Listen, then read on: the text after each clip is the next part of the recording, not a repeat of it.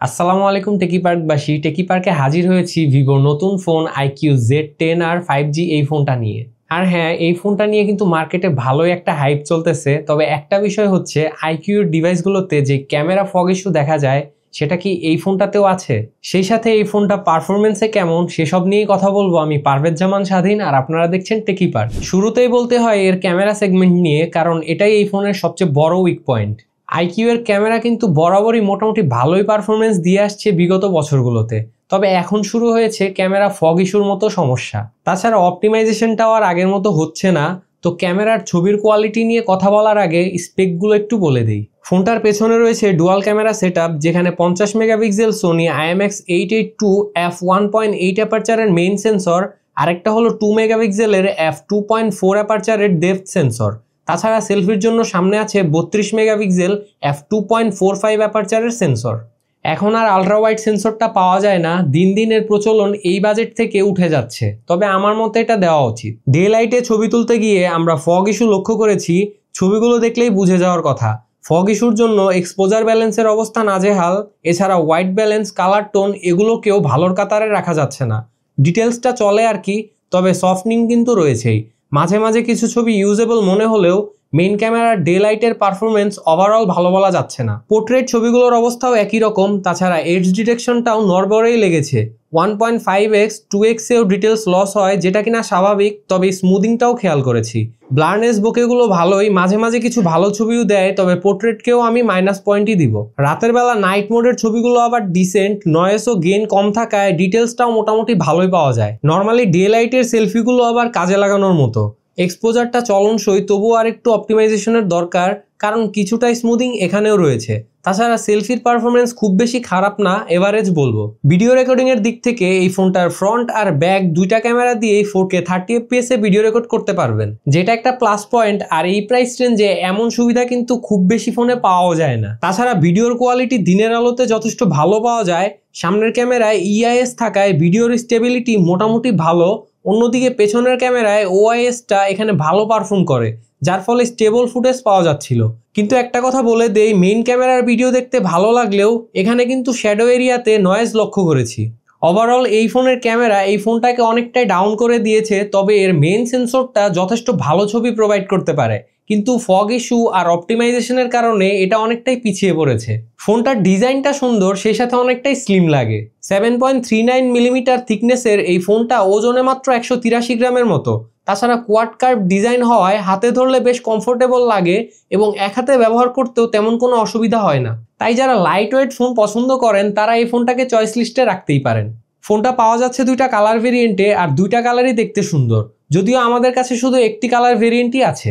যাই হোক, ফোনটাতে থাকছে IP68 IP69 এর ওয়াটার অ্যান্ড ডাস্ট রেজিস্ট্যান্স, যার কারণে ফোনটা নিয়ে পানি বা ধুলোবালি থেকে মোটামুটি টেনশন ফ্রি থাকা যায়। বাটন অ্যান্ড পোর্টসের কথা বললে ফোনটার উপরের দিকে সেকেন্ডারি নয়েজ ক্যান্সেলেশন মাইকটা পাচ্ছেন, তবে আয়ার ব্লাস্টারটা পাচ্ছেন না। সেই সাথে ফোনটাতে হেডফোন জ্যাকও নেই, তাই টাইপ সি পোর্টই ভরসা। তাছাড়া এখানে ডুয়াল স্টেরিও স্পিকারটা পাচ্ছেন। যাই হোক, ফোনটার ডান পাশে থাকছে ভলিউম রকার আর নিচেই থাকছে পাওয়ার বাটন। তাছাড়া চার্জিংয়ের জন্য নিচের দিকে থাকছে USB টাইপ সি পোর্ট, সেই সাথে সিম ট্রে, যেখানে দুইটা ন্যানো সিম কার্ড ব্যবহার করতে পারবেন। এখানে কিন্তু এক্সটার্নাল মেমোরি কার্ড ব্যবহারের সুযোগ থাকছে না, যদিও ফোনটা 8/128GB এবং 8/256GB স্টোরেজ ভেরিয়েন্টে পাওয়া যাচ্ছে। যাই হোক, আমার হাতে থাকা 8/128GB স্টোরেজ ভেরিয়েন্টের এই ফোনটা 27 থেকে 28 হাজার টাকার আশেপাশে পাওয়া যাচ্ছে SMS গ্যাজেটে। যেহেতু আনঅফিসিয়াল ফোন, তাই দাম সবসময় স্টেবল থাকে না। এক্স্যাক্ট প্রাইস জানতে তাদের ওয়েবসাইট এবং ফেসবুক পেজ ভিজিট করতে পারেন। ডেসক্রিপশন বক্সে তাদের শপ লোকেশন এবং ডিটেলস দেওয়া থাকলেও চাইলে যোগাযোগ করতে পারেন। ফোনটার ডিসপ্লে নিয়ে যদি বলি তাহলে বলতেই হয় এর 6.77 ইঞ্চির full HD plus quad curve AMOLED display সত্যি অসাধারণ। সেই সাথে ডিসপ্লেটা 120Hz রিফ্রেশ রেট সাপোর্ট করে। এছাড়া HDR10+ এর সাপোর্ট তো থাকছেই, সেই সাথে ইউটিউবে 4K 60 fps HDR video smoothly play করতে পারে। সেই সাথে ডিসপ্লের colour, sharpness, details, viewing angle এগুলো আমার কাছে বেশ প্রমিজিং লেগেছে। ডিসপ্লের টাচ রেসপন্সটাও ডিসেন্ট। এতে থাকছে 2160 Hz PWM dimming, SGS blue light certification, যেটা চোখের জন্য বেশ কমফোর্টেবল। তাছাড়া এর ডুয়াল স্টেরিও স্পিকারের সাউন্ড কোয়ালিটিও ছিল বেশ লাউড অ্যান্ড ক্লিয়ার। এতে থাকছে 1800 নিট স্পিক ব্রাইটনেস, যার কারণে ডিরেক্ট সানলাইটেও ডিসপ্লে দেখতে কোনো সমস্যা হয়নি। অন্যদিকে ফোনটাতে সিকিউরিটির জন্য থাকছে optical in display fingerprint sensor, যেটা বেশ ফাস্ট আর অ্যাকুরেট লেগেছে আমার কাছে। সেই সাথে ডিসপ্লে প্রোটেকশনের জন্য থাকছে ডায়মন্ড শিল্ড গ্লাসের প্রোটেকশন। সব মিলিয়ে এর ডিসপ্লে নিয়ে আমার কোনো কমপ্লেন নেই, এটা যথেষ্ট ভালোই বলবো। পারফরমেন্সেও আইকিউ বরাবরই ভালো কিছু দেয়। যদি বাজেটের কথা চিন্তা করি, এখানে দিয়েছে মিডিয়াটেক ডাইমেনসিটি 7400 চিপসেট, যা কিনা রেডমি নোট 15 প্রোতেও দিয়েছে। তবে দুইটার প্রাইস ডিফারেন্স কিন্তু অনেক। এই চিপসেটটি দৈনন্দিন ব্যবহারের জন্য যথেষ্ট শক্তিশালী এবং মাল্টিটাস্কিং এর ক্ষেত্রেও ভালো পারফর্ম করে। যদিও এই স্ন্যাপড্রাগনের চিপসেটগুলো তাদের গেমিং পারফরমেন্স এবং অপটিমাইজেশনের জন্য বেশি পরিচিত, তবে ডাইমেনসিটি চিপসেটগুলো স্ন্যাপড্রাগনকে প্রতিটি সেগমেন্টে টাফ ফাইট দিচ্ছে। ইভেন ফ্ল্যাগশিপ ক্যাটাগরিতে কিন্তু 8 এলিট থেকে 9400 প্লাসটা ইদানিং বেশি ভালো পারফর্ম করতেছে। আরেকটা কথা বলে দেই, 27 থেকে 28 হাজারে ডাইমেনসিটির 7000 সিরিজকে বিট করার মতো স্ন্যাপড্রাগনের তেমন কোনো চিপসেট দেখা যায় না।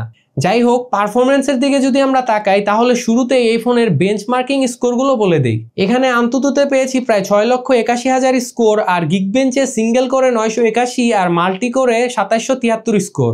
আর 3D মার্কের Wild Life extreme stress test করেছিলাম, তখন 40 ডিগ্রি পর্যন্ত টেম্পারেচার উঠেছিল এবং স্টেবিলিটি স্কোর ছিল 99%। ইভেন সিপিইউ থ্রোটলিং টেস্টেও এর গ্রাফটাও ভালো ছিল। এটা আসলে বেশ পজিটিভ দিক। বেঞ্চমার্কের পাশাপাশি রিয়েল লাইফ গেম খেলেও দেখেছি। এখানে পাবজিতে স্মুথ গ্রাফিক্স সেটিংসে 60 FPS সাপোর্ট করে এবং কোনো রকম ল্যাগ বা ফ্রেম ড্রপ ছাড়াই স্মুথ গেম প্লে করা যাচ্ছিল। এখানে গেম খেলার সময় এভারেজে প্রায় 59 FPS ধরে রাখতে পারে। ইন্টেন্স মোমেন্টে কিছু সময় ফ্রেম ড্রপ করতে দেখেছি। দুই এক জায়গায় ল্যাগ ফিল করতে পারেন, তবে সেটা খুব একটা বেশি না। এই বাজেটে আমরা যেমনটা আশা করে থাকি ঠিক তেমনই গেমিং এক্সপিরিয়েন্স পাবেন, এইটুকু বলতে পারি। পাবজির নতুন আপডেটে সুপার স্মুথ গ্রাফিক্সে গেম প্লে করলে ল্যাগের পরিমাণ আরও কম পাওয়া যায়। তাছাড়া ই ফুটবলের গেম প্লেও ছিল বেশ ভালো। টাচ রেসপন্স আর মুভমেন্ট স্পিড দুইটাই খুবই স্মুথ লেগেছে। পাসিং, শুটিং সবকিছুই ঠিকঠাক মনে হয়েছে। ফ্রেম রেটও প্রায় স্টেবল ছিল। আর এখানেও গেম খেলার সময় এভারেজে 59 FPS ধরে রাখতে দেখেছি। তবে হাই গ্রাফিক্সে কিন্তু ল্যাগের উপস্থিতি নোটিস করবেন। গেমটা কিছুটা ভারী মনে হতে পারে, তাই হাই গ্রাফিক্সে না খেলাই ভালো। অন্যদিকে ফ্রি ফায়ারের গেম প্লেও বেশ ভালো ছিল। তাছাড়া খুব একটা ফ্রেম ড্রপও চোখে পড়েনি। গেম প্লে স্টেবল থাকায় কন্ট্রোলও বেশ কমফোর্টেবল লেগেছে। আর এখানেও গেম খেলার সময় এভারেজে 59 FPS ধরে রাখে। স্টোরেজের জন্য ফোনটাতে UFS 2.2 এবং LPDDR4X টাইপের র্যাম ব্যবহার করা হয়েছে। র্যাম ম্যানেজমেন্ট যথেষ্ট ভালো মনে হয়েছে। ব্যাকগ্রাউন্ডে অনায়াসে 7-8টা অ্যাপ ইজিলি ধরে রাখতে পারছিল। ভারী গেমগুলো ব্যাকগ্রাউন্ডে অনেকক্ষণ ধরে রাখতে পারে, আমরা এটা টেস্ট করেও দেখেছি। যাই হোক, ওভারঅলের পারফরমেন্স নিয়ে হতাশ হতে হয়নি। বাজেট ও স্পেক অনুযায়ী এর পারফরমেন্স ভালোই বলবো। তবে বেঞ্চমার্ক ও গেমিং এক্সপিরিয়েন্স ভালো হলেও সফটওয়্যারের দিক থেকে কিছুটা ল্যাকিংস চোখে পড়েছে। তাছাড়া ফোনটি চলে ফানটাচ OS 15 এর ওপর, যেটা অ্যান্ড্রয়েড 15 বেসড। যেহেতু ইন্ডিয়ান ভেরিয়েন্ট এটা, তাই এখানে কিছু প্রি ইনস্টলড অ্যাপ আছে যেগুলো আপনি চাইলেই খুব সহজেই আনইনস্টল করে দিতে পারবেন। তবে আমার কেন জানি মনে হয় গ্লোবাল অ্যান্ড চাইনিজ ভেরিয়েন্টের থেকে ইন্ডিয়ান ভেরিয়েন্টের ফোনগুলোতে সফটওয়্যার এক্সপিরিয়েন্সে কিছুটা ঘাটতি থাকে। গ্লোবাল বা চাইনিজ ভেরিয়েন্টের মতো এটা অতটা স্মুথ লাগে না, তবে আরেকটু স্মুথ হলে ভালো হতো। বিশেষ করে অ্যাপ ওপেনিং বা অ্যাপ সুইচিংগুলো। এমনিতে ফানটাচ ওএসটা কিন্তু সব দিক থেকেই অনেক ভালো এক্সপিরিয়েন্স দেয়।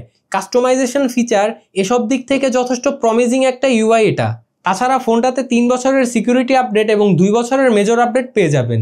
মেজর আপডেটটাও যদি 3 বছরের পাওয়া যেত, তাহলে খেলাটা আরও ভালো জমতো। এদিকে ফোনটাতে রয়েছে 5700 mAh এর ব্যাটারি খুব বেশি বড়ও না আবার ছোটও না, মাঝপথেই রয়েছে, যা আমাদের ইউজেসে 95% চার্জে 8 ঘন্টা 40 মিনিটের মতো স্ক্রিন অন টাইম পেয়েছি। যেখানে 1 ঘন্টা 30 মিনিটের মতো গেম খেলেছি। গেম না খেললে এটা বেড়ে 10 ঘন্টার মতো হবে। 5700 mAh হিসেবে ব্যাটারি ব্যাকআপটা খারাপ বলা যাচ্ছে না, ব্যাটারি ব্যাকআপ ডিসেন্টই বলবো। তাছাড়া বক্সের ভেতরে দেওয়া 44 ওয়াটের চার্জারটা দিয়ে ফোনটা 5% থেকে 100% এই 95% চার্জ হতে সময় লেগেছে প্রায় 1 ঘন্টা 31 মিনিটের মতো। চার্জিং স্পিডও ঠিকঠাক। নেটওয়ার্কের দিক থেকে এটা একটা 5G ফোন। সেই সাথে এখানে ওয়াইফাই 6, ব্লুটুথ 5.4 এবং NFC-র মতো প্রয়োজনীয় সব ফিচার সহ জাইরোস্কোপটাও পাচ্ছেন, যা আজকালকার দিনে খুবই দরকারি। তাছাড়া এর কল কোয়ালিটি থেকে শুরু করে ইন্টারনেট স্পিড কোনো কিছুতেই তেমন কোনো সমস্যা ফেস করিনি। ওভারঅল নেটওয়ার্ক ও কানেক্টিভিটির দিক থেকে তেমন কোনো ইস্যু চোখে পড়েনি আমার। সব দিক মিলিয়ে বলতে গেলে IQ Z10 আর 5G এই ফোনটা ডিজাইন, ডিসপ্লে এবং পারফরমেন্সের জন্য একটা ভালো প্যাকেজ। কিন্তু ক্যামেরার দিক থেকে এটা অনেকটাই পিছিয়ে। যদি সফটওয়্যার আপডেটের মাধ্যমে ক্যামেরা ইস্যু ফিক্স করা যায়, তাহলে এটাকে ভালো ডিল বলা যাবে। তবে আপাতত আমি এই ফোনটা রেকমেন্ড করব না। একই বাজেটে আমার কাছে Motorola Z96 বেটার অপশন মনে হয়েছে। তো এই ছিল আজকের ভিডিও, দেখা হবে পরবর্তী কোনো ভিডিওতে। সেই পর্যন্ত ভালো থাকবেন, সুস্থ থাকবেন, অ্যান্ড মোস্ট ইম্পর্টেন্টলি টেকি পার্কের সাথেই থাকবেন।